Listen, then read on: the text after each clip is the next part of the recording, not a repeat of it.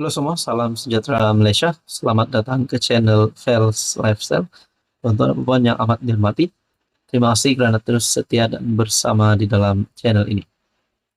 Saudara-saudara, mungkin ada yang melihat bahwa pemimpin-pemimpin di dalam eh, kerajaan perpaduan, di dalam kerajaan Pakatan Harapan Barisan Nasional, mungkin ada beberapa isu, ataupun mungkin kita lihat ada beberapa pemimpin di antara PH dan BN yang tidak mempunyai satu kesefahaman.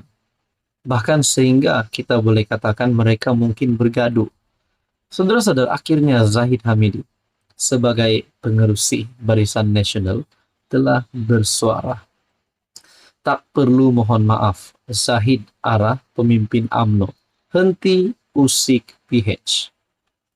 Presiden AMNO Ahmad Zahid Hamidi enggan memanjangkan ketegangan antara pemimpin parti-parti kerajaan.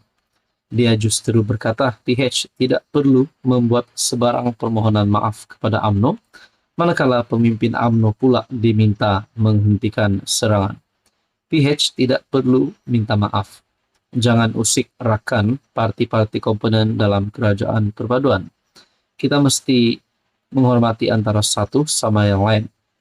Yang penting, kita mesti mengekalkan keadaan dan situasi perpaduan kerajaan sekarang ini. Saudara-saudara, ada satu terlintas di pikiran saya. Let's say, kalau tiba-tiba Barisan Nasional satu blok ataupun AMNO tiba-tiba tak lagi sokong kerajaan, tak lagi sokong Anwar Ibrahim. Apakah yang akan dilakukan Zahid Hamidi? Adakah Zahid Hamidi akan stay bersama Anwar? Ataupun mungkin Zahid Hamidi keluar AMNO dan sanggup untuk masuk Pakatan Harapan, masuk parti Anwar, semata-mata untuk hanya bersama dengan Anwar? Nah, itu menjadi persoalannya. Di dalam artikel ini berkata, jangan timbulkan sebarang masalah. Tegasnya dalam sidang media selepas acara berkaitan pengurusan bencana di Putrajaya. Susulan kemenangan berturut-turut dalam 2 PRK. Anggota Majelis Tertinggi AMNO, Nur Jazlan, menggesa PH memohon maaf kerana berdekat-dekat memberi gambaran buruk kepada partinya. Katanya, keputusan PRK Mahkota di Johor akhir bulan lalu menunjukkan tiada parti tunggal dalam gabungan kerajaan boleh mendakwa menjadi tunjang utama dalam pakatan berkenaan.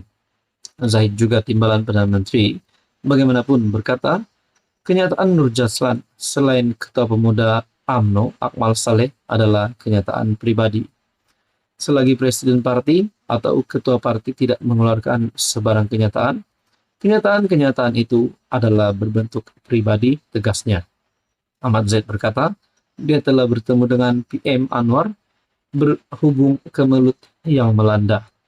Kita ketepikan perbezaan pandangan ini dan kita mesti berjalan ke hadapan untuk jalin kerjasama yang baik. Diminta mengulas adakah sebarang tindakan akan dikenakan terhadap Nur Jazlan, Ahmad Zaid enggan mengulas lanjut. Janganlah tanya, ujarnya ringkas. Nah, persoalannya saudara-saudara, dengan kelantangan mulut Nur Jazlan dan juga Akmal Saleh, adakah mereka berisiko untuk dihumban daripada kerajaan ataupun mungkin dihumban daripada AMNO? Apa komen Anda? Halo semua, salam sejahtera Malaysia. Selamat datang ke channel Fels Lifestyle. Terima kasih kerana terus setia dan bersama di dalam channel ini. Tuan-tuan dan puan yang amat dihormati, ini satu kemenangan Anwar Ibrahim sebagai Perdana Menteri dan sebagai pemimpin kerajaan hari ini. Sudah pasti ramai yang mahu menumbangkan Anwar Ibrahim. Ada juga sampai mahu mengheret Anwar Ibrahim ke mahkamah, memaki hamun Perdana Menteri yang berkata Anwar Ibrahim tidak layak untuk jadi Perdana Menteri dan perlu membubarkan parlimen dan sebagainya. Banyak serangan diterima oleh Anwar Ibrahim. Terutamanya musuh politik Anwar Ibrahim yang mahu Anwar dipecat, yang mahu Anwar tumbang. Tapi sebenarnya saudara-saudara, ini satu bukti.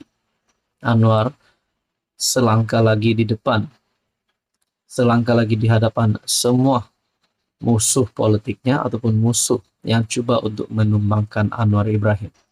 Rasanya termasuk Mahathir, termasuk Muhyiddin, dan semua kepimpinan politik yang coba untuk menjatuhkan Anwar.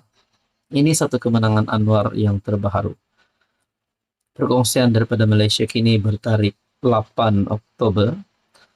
Anwar di tangga ke-15 pemimpin Islam berpengaruh dunia.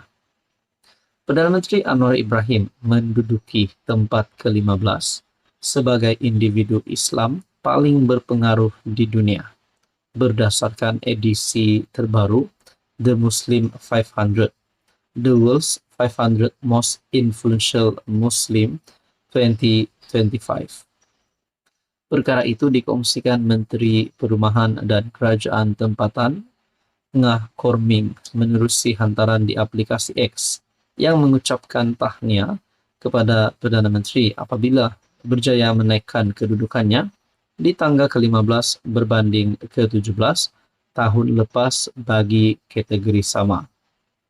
Kejayaan ini menunjukkan satu teladan ketokohan dan kepimpinan yang inklusif untuk masyarakat berbilang kaum menurut Ngah dalam hantaran berkenaan. Saudara-saudara, ingin saya highlight di sini.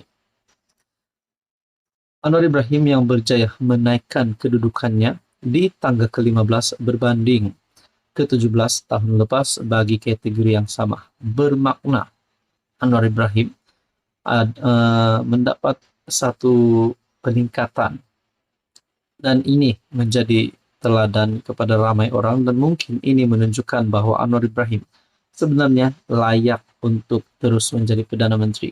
Mungkin berpenggal-penggal lagi, dan sekaligus ini satu lagi berita buruk untuk musuh politik Anwar Ibrahim. Mungkin dah boleh ucap selamat tinggal kepada mereka. Berdasarkan penerbitan itu, Anwar merupakan antara 50 individu yang tersenarai sebagai individu Islam paling berpengaruh di dunia selain Raja Jordan Raja Abdullah II Al-Hussein yang menduduki tangga pertama, Raja Arab Saudi Raja Salman Abdul Aziz Al Saud ke-5, dan Presiden Indonesia Prabowo Subianto ke-18.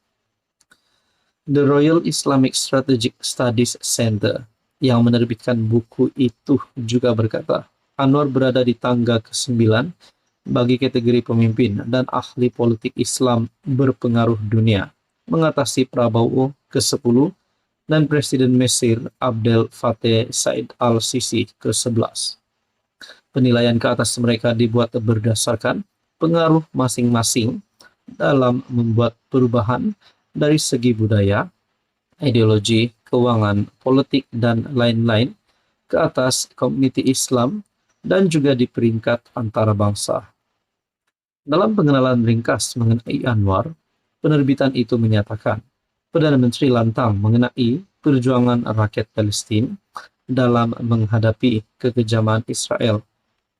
Anwar Ibrahim telah menjadi penyokong lantang hak Palestin untuk menentang pendudukan. Pertemuannya dengan pegawai Hamas, termasuk pemimpin Hamas yang dibunuh, Allahyarham Ismail Haniyeh, telah mendapat kritikan daripada Amerika Syarikat. Siaran media sosialnya yang menyampaikan ucapan takziah selepas pembunuhan Ismail Haniyeh telah diturunkan, yang mendorongnya untuk berkata, biar ini menjadi message yang jelas dan tidak berbelah bagi kepada Meta. Hentikan sikap pengecut ini dan berhenti bertindak sebagai instrumen rejim Zionis Israel yang menindas, menurut penerbitan itu.